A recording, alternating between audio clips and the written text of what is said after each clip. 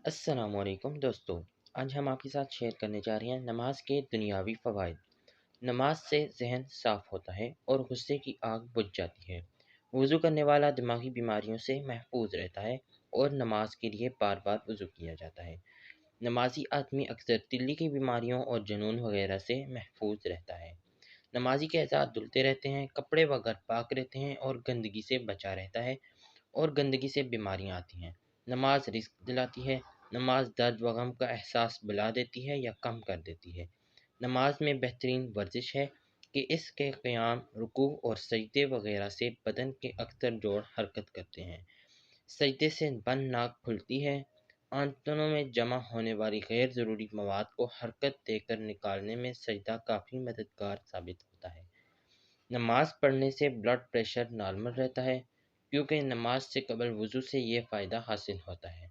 नमाज पढ़ने से जोड़ों के दर्द से निजात मिलती है। अगर हमारे चैनल पर न्यू हैं तो लाइक करें, शेयर करें और सब्सक्राइब करें।